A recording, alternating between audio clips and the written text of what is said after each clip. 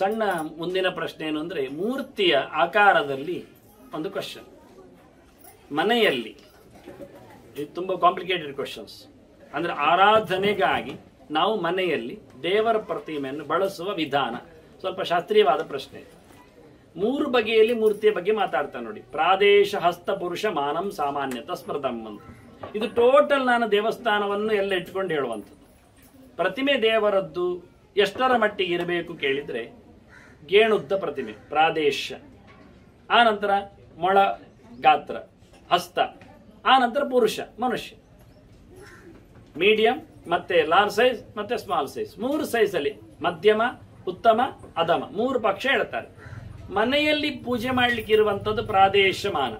ಪ್ರತಿಮೆ ಎಷ್ಟಿರಬೇಕು ಮನೆಯಲ್ಲಿ ಅಂದ್ರೆ, ದಿನ ನಾವು ಅಭಿಷೇಕ ಮಾಡ್ಲಿಕ್ಕೆ ಆಗ್ತದೆ, ಪೀಠದಲ್ಲಿ ಇಡ್ಲಿಕ್ಕೆ ಆಗ್ತದೆ, ನಮಗಾಗ್ತದೆ ಹೇಳಿಕೊಂಡು ಮನೆಯ ಪ್ರತಿಮೆ ಪ್ರಾದೇಶ, ಊರಿನ ಪ್ರತಿಮೆ ಹಸ್ತಮಾನ. ಸಾಮಾನ್ಯವಾಗಿ ಈಗ ಕೃಷ್ಣ ಸಾಮಾನ್ಯ ಒಂದು ಕೈಯಷ್ಟು ಉತ್ತ, ಪೀಠ ಸೇರಿಕೊಂಡು ಪೀಠ ಪ್ರತಿಮೆಯ ಅರ್ಧದರಿಬೇಕು. ಪ್ರತಿಮಾದ್ಯರ್ಧಕಂ ಪೀಠಂ, ಒಂದು ಪ್ರತಿಮೆ ಅದರ ಅರ್ಧವಾಸಿ ಪೀಠ, ಅದರ ಕೆಳಗೆ ಪಿಂಡಿಕ, ಮತ್ತೊಂದು ಸಣ್ಣ ಉಪಪೀಠ, ಇಷ್ಟು ಲೆಕ್ಕ. ಬಾಗಿಲು ಪ್ರತಿಮೆ ಎಷ್ಟು ಉದ್ದ, ಅದರ ಅರ್ಧದಷ್ಟು ಅಡ್ಡ ಬಾಗಿಲು. ಆದ್ರಿಂದ ಸಣ್ಣ ದೇವಸ್ಥಾನಗಳಲ್ಲೆಲ್ಲ ಬಾಗಿಲು ಸಣ್ಣದು ಯಾಕೆ ಅಂದ್ರೆ ಅದು ಪ್ರತಿಮೆಗೆ ಸಮ ಆಗಿ. ಪ್ರತಿಮೆಯ ಪೀಠ ಎಷ್ಟು ಕೇಳಿದ್ರೆ ಪ್ರತಿಮೆ ಅರ್ಧ. ಈಗ ನೀವು ಕಡಿಯಾಳಿ ಯೋಚನೆ ಮಾಡಿ, ಅಥವಾ ಉಡುಪಿಯ ಕೃಷ್ಣ ಯೋಚನೆ ಮಾಡಿ, ಅಥವಾ ಮುಖ್ಯ ಪ್ರಾಣಿ ಯೋಚನೆ ಮಾಡಿ, ಅನೇಕ ಕಡೆಯ ಪ್ರತಿಮೆಗಳನ್ನು ದೇವಸ್ಥಾನದ ಯೋಚನೆ ಮಾಡಿದ್ರೆ ಆ ಪ್ರತಿಮೆಗೆ ಅರ್ಧವಾಸಿ ಅದಕ್ಕೆ ಪೀಠ ಇರ್ತದೆ, ಅಂದ್ರೆ 1.5 ಪಟ್ಟು ಉದ್ದ ಕಾಣ್ತದೆ. ಅದರ ಅಡಿಯಲ್ಲಿ 2 ಇಂಚು ಪಿಂಡಿಕ ಇರ್ತದೆ. ಅಂದ್ರೆ ಅದು ಪುಂಶಿಲಾ ಪ್ರತಿಮಾರ್ಥಂತು ಸ್ತ್ರೀಶಿಲಾ ಪೀಠಮಿಷ್ಯತೆ ಅಂತಾರೆ. ಶಿಲೆಯಲ್ಲಿ 2 ಬಗೆ ಉಂಟು, ಗಂಡು ಶಿಲೆ ಹೆಣ್ಣು ಶಿಲೆ ಅಂತ. ಗಂಡು ಶಿಲೆ ಪ್ರತಿಮೆಗೆ, ಹೆಣ್ಣು ಶಿಲೆ ಪೀಠಕ್ಕೆ, ನಪುಂಸಕ ಶಿಲೆ ಅಡಿಗೆ ಉಪಪೀಠಕ್ಕೆ. ಇದು ಕ್ರಮ. ಇದು ಎಲ್ಲವನ್ನು ಬಳಸುವ ರೀತಿ. ಎಲ್ಲ ಶಿಲೆಗಳು ಬೇಕು ನಮಗೆ, ಎಲ್ಲ ಲೋಹಗಳು ಬೇಕು, ಮರಗಳು ಬೇಕು. ಅದಕ್ಕೆ ಸುತ್ತ ಗವಾಕ್ಷಿ ಎಲ್ಲ ಮಾಡ್ಲಿಕ್ಕೆ ಮರ, ಮೇಲೆ ಚಾವಣಿಗೆ ಕಲ್ಲು, ಅದ್ರ ಮೇಲೆ ಇಲ್ಲಾದ್ರೆ ಮರ ಹಾಕಿದ್ರೆ ಅದಕ್ಕೆ ಲೋಹ ತಾಮ್ರ, ಅದ್ರ ಮೇಲೆ ಶಿಖರಕ್ಕೆ ಬೆಳ್ಳಿ ಅಥವಾ ಬಂಗಾರ. ಹೀಗೆ ಸುವರ್ಣಂ ರಜತಂ ತಾಮ್ರಂ ಲೋಹಮಿತ್ಯಭಿಧೀಯತೆ. ಲೋಹದಲ್ಲಿ 3 ವೆರೈಟಿ, ಫಸ್ಟ್ ನೆಕ್ಸ್ಟ್ ಲಾಸ್ಟ್ ಅಂತ. ಹೀಗೆ ಎಲ್ಲವನ್ನು ನೋಡಿಕೊಳ್ಳುವಾಗ ಅವರು ಮನೆಯಲ್ಲಿ ಮತ್ತೆ ಪೂಜೆ ಮಾಡುವಾಗ 2 ರೀತಿಯ ವಿಗ್ರಹಗಳು ಬೇಡ ಅಂತ. ಶಯಾನಾಂ ನಾರ್ಚಯದ್ಗೇಹೆ ನಚ ಮೃದ್ದಾರುಚಾಂತತ ಅಂತ. ಮನೆಯಲ್ಲಿ ಪೂಜೆ ಮಾಡ್ಲಿಕ್ಕೆ ಬಂದ್ರೆ ಮಲಗಿರುವ ಪ್ರತಿಮೆ ಬೇಡ ಅಂತ.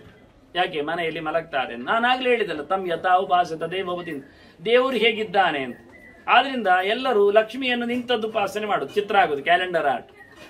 ನಾಳೆಯಿಂದ ಗಲಾಟೆ ಮಾಡ್ಲಿಕ್ಕೆ ಹೋಗ್ಬೇಡಿ. ಮತ್ತೆ ನಿಂತ ಲಕ್ಷ್ಮಿ ಇದ್ರೆ ದುಡ್ಡು ನಿಲ್ತಾ ಇರ್ತದೆ ಅಂತ ಅರ್ಥ. ಕೂತ ಲಕ್ಷ್ಮಿ ಆದ್ರೆ ಮನೆಯಲ್ಲಿ ದುಡ್ಡು ಉಳಿತದೆ ಅಂತ ಅರ್ಥ. ಇನ್ ನಿಮ್ಗೆ ಇಷ್ಟ ಏನ್ ಬೇಕಾದ್ರೆ ಮಾಡಿ. ಗಣಪತಿ ನಿಂತಿದ್ರೆ ಅವನು ಗಲಾಟೆ ಮಾಡ್ತಾನೆ ಅಂತ ಅರ್ಥ, ಅವನು ಮೂವೆಲ್ ಇದ್ದಾನೆ ಅಂತ ಅರ್ಥ. ಗಣಪತಿ ಕೂತು ಬಿಟ್ರೆ ವಿಘ್ನ ಗ್ಯಾರಂಟಿ ಆಯ್ತು ಅಂತ ಅರ್ಥ. ಆದ್ರಿಂದ ಕೂತ ಗಣಪತಿ ಚಂದ ಅಲ್ಲ. ಇನ್ನು ಗಲಾಟೆ ಮಾಡಬೇಡಿ, ಮೊದಲೇ ಹೇಳಿದ್ದೇನೆ.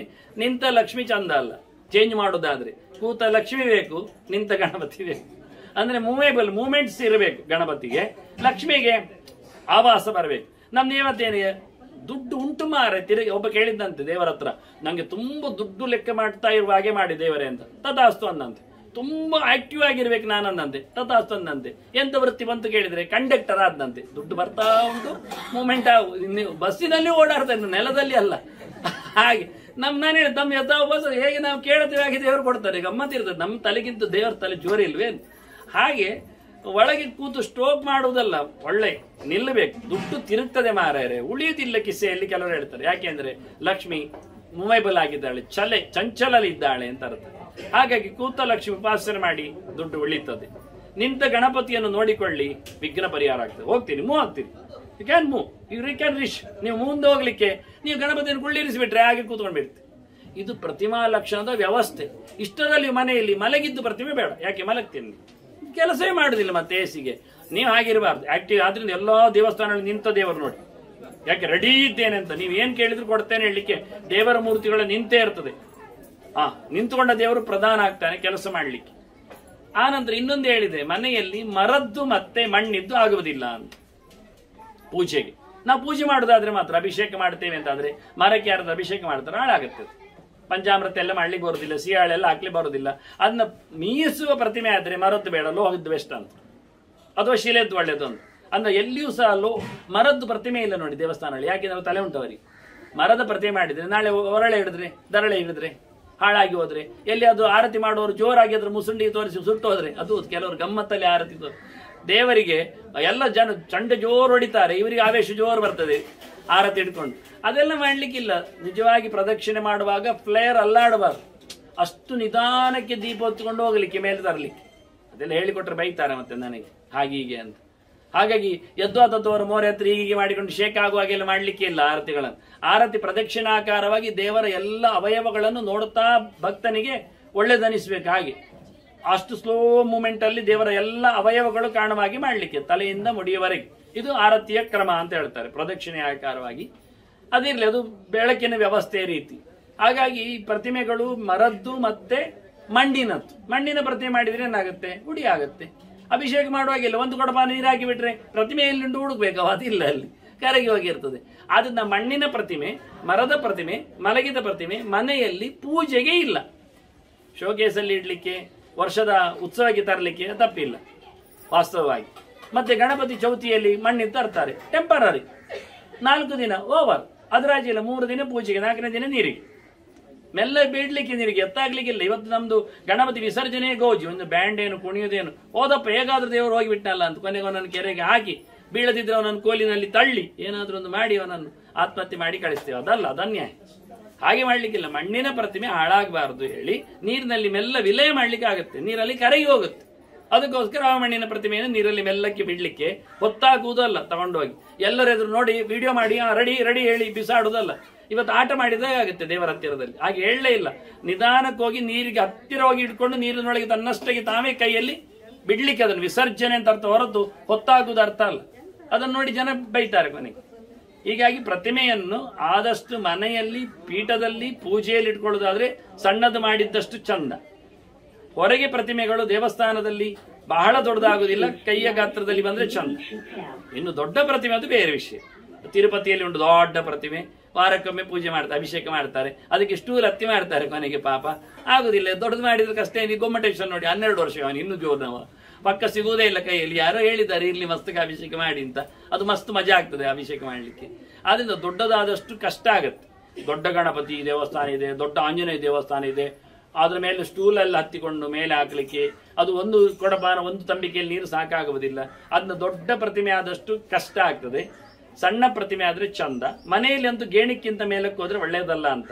ಇದಿಷ್ಟು ಪ್ರತಿಮಾ ಲಕ್ಷಣದ ವ್ಯವಸ್ಥೆ.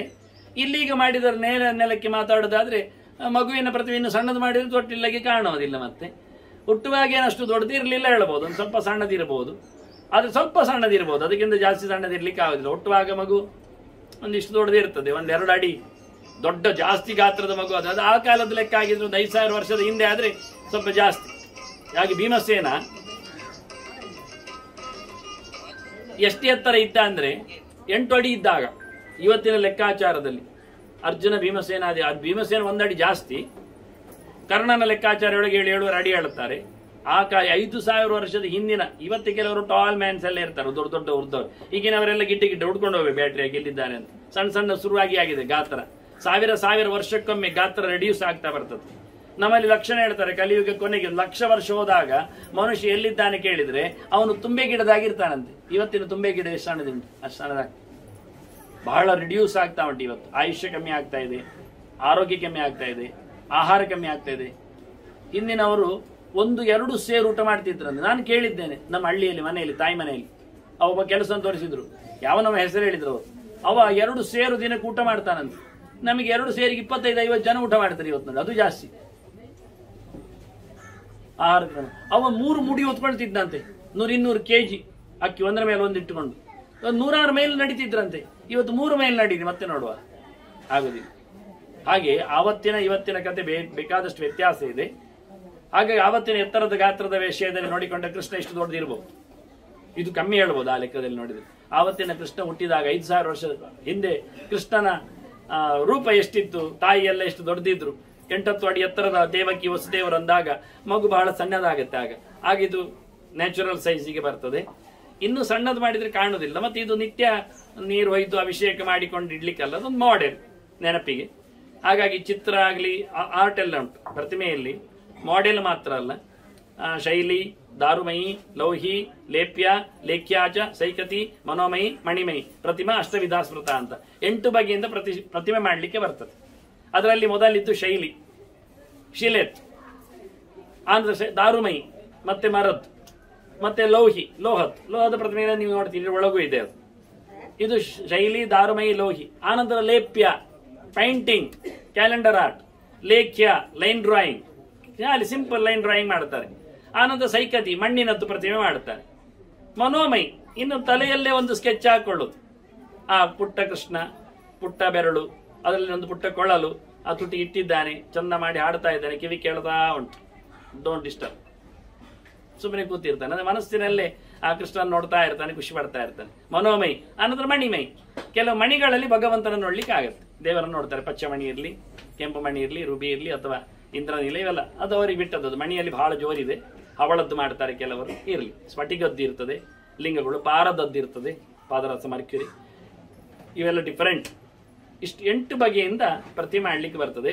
ಅದರಿಂದ ಶಿಲಾ ಪ್ರತಿಮೆ ಅದು ಪ್ರತಿಷ್ಠೆಯಲ್ಲಿ ಬರ್ತದೆ ದೇವಸ್ಥಾನಗಳಲ್ಲಿ. ಮರದ ಪ್ರತಿಮೆ ಮನೆಯಲ್ಲಿ ಬರ್ತದೆ, ಉಪಾಸನೆಗೆಲ್ಲ ಇಡ್ಲಿಕ್ಕೆ ಬರ್ತದೆ. ಲೋಹದ ಪ್ರತಿಮೆ ಪೀಠದಲ್ಲಿ ಬರ್ತದೆ, ಪೂಜೆಗೆ ಬರ್ತದೆ. ಮಣ್ಣಿನ ಪ್ರತಿಮೆ ನಾನು ಈಗಲೇ ಹೇಳಿದೆ, ಕೆಲವೊಮ್ಮೆ ಗೌರಿ ತೃತೀಯಕ್ಕೆ, ಗಣಪತಿಗೆ ವಿಸರ್ಜನೆ ಮಾಡ್ಲಿಕ್ಕೆ ಒಂದು 3 ಟೆಂಪರರಿ ಪೂಜೆಗೆ ಬರ್ತದೆ. ಆ ನಂತರ ಇಲ್ಲ ವಿಸರ್ಜನೆ ಮಾಡ್ಲಿಕ್ಕೆ. ಮತ್ತೆ ಅದರ ಸೊಂಡಿಲೋ ಕೈಯೋ ಮುರಿದ್ರೆ ನಮಗೆ ಇಷ್ಟವೇ ಆಗುದಿಲ್ಲ ಅದು ಇಟ್ಕೊಳ್ಳಿಕ್ಕೆ, ಆದ್ರಿಂದ ಅದು ಟೆಂಪರರಿಗೆ ಮಾತ್ರ. ಇನ್ನು ಅದರ ಆಚೆದ್ದು ಸೈಕದಿ, ಮನೋಮಯಿ, ಮಣಿಮಯಿ, ಅದೆಲ್ಲ ನಾವು ತಲೆಯಲ್ಲಿ ಮಾಡಿಕೊಳ್ಳಿಕ್ಕೆ, ಇಟ್ಟುಕೊಳ್ಳಿಕ್ಕೆ. ಹೀಗೆ 8 ಬಗೆಯಿಂದ ಪ್ರತಿಮೆ. ಇನ್ನು ಲೇಪ್ಯ, ಲೈಕ್ಯ, ಪೈಂಟಿಂಗ್ ಆರ್ಟ್, ಎಷ್ಟೋ ಮನೆಯಲ್ಲಿ ಕ್ಯಾಲೆಂಡರ್ ಆರ್ಟ್ಗಳಿದ್ದವು, ಇವತ್ತು ಕಮ್ಮಿ ಆಗಿದೆ. ಇವತ್ತು ಬೀದಿಯಲ್ಲಿ ಮಾರೋರೇನು ಕಮ್ಮಿ ಆಗಲಿಲ್ಲ, ಚಿತ್ರ ತರ್ತಾರೆ ಅವರು, ಸುಮಾರು ರೀತಿಯ ಕಥೆಯ ಚಿತ್ರ. ಈವನ್ ಗೀತಾ ಚಿತ್ರ ಬಹಳ ಚೆನ್ನಾಗಿರುತ್ತದೆ. ಅರ್ಜುನ ಸಾರಥ್ಯ ಮಾಡುವ ಗೀತೆಯ ಚಿತ್ರ ಬಹಳಷ್ಟು ಕಡೆಯಲ್ಲಿ, ಎಲ್ಲ ಕಡೆ 2 ಕಡೆಯ ಕಾಳಾಳುಗಳು ನಿಂತದ್ದು, ಹೋರಾಳುಗಳು ನಿಂತದ್ದು, ಕೃಷ್ಣ ಮಧ್ಯೆಯಲ್ಲಿ ಉಪದೇಶ ಕೊಡುವಂಥದ್ದು, ವಿಶ್ವರೂಪ ಕಾಣುವಂಥ ಚಿತ್ರ ಬೇಕಾದಷ್ಟು ಕಡೆ ಉಂಟು. ಇಲ್ಲೇ ಒಂದು ಚಿತ್ರ, ವಸುದೇವ ಮಗುವನ್ನು ಬುಟ್ಟಿಯಲ್ಲಿ ಹೊತ್ಕೊಂಡು ಹೋಗುವ ಚಿತ್ರವಂತದ್ದು. ಆಗ ಆ ಮಗು ಖಾಲಿ ಉಂಟು ನೋಡಿ, ಕೈಯಲ್ಲಿ ನಾಲ್ಕೇನಿಲ್ಲ, ಆಯುಧಗಳೆಲ್ಲ ಇಲ್ಲ. ಅದು ನೆಕ್ಸ್ಟ್ ಕೂಡಲೇ ಬದಲಾವಣೆ ಆದ. ಹುಟ್ಟಿದ ವಸುದೇವ ಪ್ರಾರ್ಥನೆ ಮಾಡಿದ, ದೇವಕಿ ಓಕೆ ಹೇಳಿದ್ದು, ಉಪಸಂಹಾರ ರೂಪ ಅದೋ ರೂಪ ಮೇಳಿ ಆಯ್ತು ಅವನು. ನೀನು ಇದನ್ನೆಲ್ಲ ಮುಚ್ಚಿಬಿಡು, ಮಾಮೂಲಿಯಾಗಿ ಬಾ, ಜನರಿಗೆ ಗೊತ್ತಾಗದಿರ್ಲಿ ಅಂತ ಅವಳು ಕೇಳಿಕೊಂಡು ತಂದೆ ತಾಯಿಗಳು ಮಾಮೂಲಿಯಾಗಿ ಹೋದು. ಹೀಗೆ ಲೈನ್ ಆರ್ಟ್ ಅಲ್ಲಿ, ಪೈಂಟ್ ಆರ್ಟ್ ಅಲ್ಲಿ ಸಹ ದೇವರನ್ನು ಗುರುತಿಸ್ಲಿಕ್ಕೆ ಬರ್ತದೆ. ಇಲ್ಲ ಹೇಳಿದ್ರೆ ನಮ್ಮ ಅಪ್ಪ ಅಮ್ಮನ ನಾವೆಲ್ಲ ಹ್ಯಾಂಗ್ ಮಾಡುದಿಲ್ವಾ? ತೆಗೆದು ಬಿಡಿ ಇರ್ತಾರೆ ಯಾರಾದ್ರೂ, ತಂದೆ ಫೋಟೋ, ತಾಯಿ ಫೋಟೋ ಎಲ್ಲ ಬೇಕಾದವರದ್ದು. ಒಂದೊಮ್ಮೆ ಸತ್ತೋದ್ರೆ ಗಂಡನದ್ದು, ಹೆಂಡತಿದ್ದ ಎಲ್ಲ ಇಡುದಿಲ್ವಾ? ಅದೆಲ್ಲ ತೆಗಿ ಹೇಳ್ತೀವ, ಅದು ಪೇಂಟಿಂಗ್ ಅಲ್ವಾ? ಅವರ ನೆನಪು ಬರ್ತದೆ, ಅವರನ್ನು ಇಷ್ಟಪಡುತ್ತೇವೆ, ಅವರಿಗಾಗಿ ನಾವು ಏನಾದ್ರೂ ಪ್ರೀತಿಯ ಕೆಲಸ ಮಾಡ್ತೇವೆ. ಆದ್ರಿಂದ ನಮಗೆ ನೆನಪು ಕೊಡುವ ಯಾವುದೇ ಚಿತ್ರಪಟವು ದೇವರ ಆಗ್ಲಿಕ್ಕೆ ಬರ್ತದೆ ಅನ್ನೋ ನೆಲೆಯಲ್ಲಿ ಪೈಂಟಿಂಗ್ ಆರ್ಟಿಗೂ ಭಗವಂತರದ, ಅದಕ್ಕೆ ಅಭಿಷೇಕ ಆಗುದಿಲ್ಲ, ಅದೇನೇನು ಪೀಠದಲ್ಲಿ ಇಟ್ಟು ಪೂಜೆ ಮಾಡುದಿಲ್ಲ. ಆದ್ರೂ ಕೆಲವರು ಅದಕ್ಕೆ ಉದ್ಬತ್ತಿ ಎಲ್ಲ ತೋರಿಸ್ತಾರೆ, ದೀಪ ಹಚ್ಚುತ್ತಾರೆ. ಇಲ್ಲ ಅಲ್ಲ, ತಪ್ಪಲ್ಲ, ಅದು ಸರಿಯೇ. ಅಂದ್ರೆ ಇಷ್ಟು ಬಗೆಯಿಂದ ಆರ್ಟ್ ಮಾಡ್ಲಿಕ್ಕೆ, ಪ್ರತಿಮೆ ಮಾಡ್ಲಿಕ್ಕೆ ಬರ್ತದೆ. ಅದನ್ನ ಮರದ ಪ್ರತಿಮೆ, ಅದರ ಸೈಜು ಎಲ್ಲ ಹೆಚ್ಚಿಗೆ ಗಲಾಟಿಗೆ ಹೇಳಲಿಲ್ಲ. ಸಣ್ಣದಿದ್ರೆ ಕಾಣೋದಿಲ್ಲ, ಫಿಗರ್ ಮಾಡ್ಲಿಕ್ಕೆ ಚಂದ ಆಗುದಿಲ್ಲ. ಅಂದ್ರೆ ಅದರಲ್ಲಿ ಚಂದ ಮಾಡಿ ಎಲ್ಲ ಬರಬೇಕಾದ್ರೆ, ಪರ್ಫೆಕ್ಟ್ನೆಸ್ ಬರಬೇಕಾದ್ರೆ ಸ್ವಲ್ಪ ದೊಡ್ಡದಿದ್ರೆ ಚಂದ. ಸಣ್ಣ ಪ್ರತಿಮೆ ನೀವು ಮಠದಲ್ಲಿ ನೋಡಿ ಅಥವಾ ಅಂಗಡಿಯಲ್ಲಿ ನೋಡಿ, ಅದಕ್ಕೆ ಬೆನ್ನಿರುವುದಿಲ್ಲ, ಕೆಲವೊಮ್ಮೆ ಮೂಗು ಮುಸುಡು ಎಲ್ಲ ಎಲ್ಲೆಲ್ಲೇ ಇರ್ತದೆ, ಸರಿ ಇರೋದು. ಅದನ್ನು ಮ್ಯಾಕ್ಸಿಮೈಸ್ ನೋಡಿದ್ರೆ ಹೀಗೆ ಕಣ್ಣೆಲ್ಲ ಕಾಣ್ತದೆ. ನಿಮಗೆ ಒಳ್ಳೆ ಸ್ಕಿಲ್ನೆಸ್ ಕೆಲಸ ಮಾಡಬೇಕಾದ್ರೆ, ಒಳ್ಳೆ ಆರ್ಟ್ ಬರಬೇಕಾದ್ರೆ ಸ್ವಲ್ಪ ದೊಡ್ಡ ಸೈಜ್ ಇದ್ರೆ ಎಲ್ಲ ಪರ್ಫೆಕ್ಟ್ ಕೆಲಸ ಮಾಡ್ಲಿ ಬರ್ತದೆ. ಉಗುರು, ಬೆರಳು, ಆ ಬೆರಳಿನ ಕಟ್ಟುಗಳು ಇವೆಲ್ಲ ಸಿಗಬೇಕಾದ್ರೆ ಸ್ವಲ್ಪ ಸೈಜ್ ದೊಡ್ಡದಿದ್ರೆ ಎಲ್ಲ ಮಾಡ್ಲಿಕ್ಕೆ ಆಗ್ತದೆ. ಸೈಜ್ ಸಣ್ಣದಾದ್ರೆ ಉಗುರಿನ ಮಧ್ಯೆ ಗೆರೆಗಳು ಬರುವುದಿಲ್ಲ, ಹಲ್ಲಿನಲ್ಲಿ ಗ್ಯಾಪ್ ಸಿಗುವುದಿಲ್ಲ, ತುಟಿ ಅಂಚಿನಲ್ಲಿ ನಗು ಸಿಗುವುದಿಲ್ಲ. ಅಂದ್ರೆ ತುಟಿ ಒಟ್ಟು ನೆಪ್ಪೆ ಆಗಿರಬಾರ್ದಂತೆ, ಅದು ಚಂದ ಅಲ್ಲ. ಯಾರಿಗೆ ಗೊತ್ತು ಮ್ಯಾರೆ, ಬ್ಯೂಟಿ ಪಾರ್ಲರ್ಗೆ ಹೋದವ್ರಿಗೆ ಗೊತ್ತಿಲ್ಲ, ಅಥವಾ ಅಲ್ಲಿ ಎಂತ ಹೇಳುದು, ಅದು ಸ್ಪರ್ಧೆ ಉಂಟಲ್ಲ, ಮಿಸ್ ವರ್ಲ್ಡ್ ಅದೆಲ್ಲ, ಅವ್ರಿಗೆ ಗೊತ್ತಿಲ್ಲ. ನಿಜವಾಗಿ ತುಟಿ ಇರಬೇಕು, ನಾನೀಗ ಹೇಳ್ತಾ ಬಂದೆ ಹೇಳಿಬಿಡ್ತೇನೆ. ತುಟಿ ಹೇಗಿರ್ಬೇಕು ಅಂದ್ರೆ 2 ಒಟ್ಟಿಗೆ ತಾಗಿರಬಾರ್ದು, ನಾವು ಬಿಡಬಾರ್ದು, ಅದು ಮಾಮೂಲಿ ಆಗಿರ್ಬೇಕು. ಸಣ್ಣ ನಗು ಹೊರಗೆ ಬಂದಾಗಿರ್ಬೇಕು, ಅದು ನ್ಯಾಚುರಲ್. ದ್ರೌಪದಿದ್ದಾಗಿತ್ತಂತೆ, ನಗಾಡದೇನೆ ನಗುವಂತೆ ಕಾಣ್ತಿತ್ತಂತೆ, ಅದು ನ್ಯಾಚುರಲ್ ಲಿಪ್ ಯಾರ್ಸ್. ಹೀಗೆ ಲಕ್ಷಣ ಮಾಡ್ಲಿಕ್ಕೆ ಬೇಕಾದ್ರೆ ಪ್ರತಿಮೆಗೆ ಸ್ವಲ್ಪ ಗ್ಯಾಪ್ ಬೇಕು, ಸ್ವಲ್ಪ ಸೈಜ್ ಬೇಕಾಗ್ತದೆ. ಏನೇ ಆದ್ರಿಂದ ಇದೇನು ತುಂಬಾ ವಿಕಾರವಾದ ಸೈಜ್ ಕಾಣುವುದಿಲ್ಲ. ಆ ಕಾಲಕ್ಕೆ ಹೋಲಿಸಿದ್ರೆ ಸ್ವಲ್ಪ ಅಕ್ಯುರೇಟ್ ಹೇಳಬಹುದು, ಸ್ವಲ್ಪ ಹೆಚ್ಚು ಕಡಿಮೆ ಆದ್ರೂ. ಮತ್ತೆ ಸಣ್ಣದು ಮಾಡಿದ್ರೆ ಕಾಣೋದಿಲ್ಲ, ತೊಟ್ಟಿಲಿಗೆ ಸರಿಯಾಗಿದೆ. ಇನ್ನು ಬೇರೆ ಏನಾದ್ರು ಪ್ರಶ್ನೆ ಇದ್ರೆ ಕೇಳಬಹುದು. ನಾನು ಇದನ್ನು ಇಟ್ಟುಕೊಂಡು ಎಲ್ಲ ಉತ್ತರ ಕೊಟ್ಟಿದ್ದೇನೆ, ಸುಮಾರಾಗಿ ಪ್ರತಿಮೆ ಎಲ್ಲ ಲಕ್ಷಣಗಳನ್ನ, ಆಯಾಮಗಳನ್ನು ಮುಟ್ಟಿದ್ದೇನೆ. ಮತ್ತು ಏನಾದ್ರೂ ಕೇಳಿದ್ರಲ್ಲಿ ಹೇಳಿದ್ರಲ್ಲಿ ಹೇಳಬೇಕಾದ್ದು ಕೇಳಬೇಕಾಗಿದ್ರು ಯಾರು ಕೇಳ್ಬೋದು, ಏನು ಕೇಳ್ಬೋದು.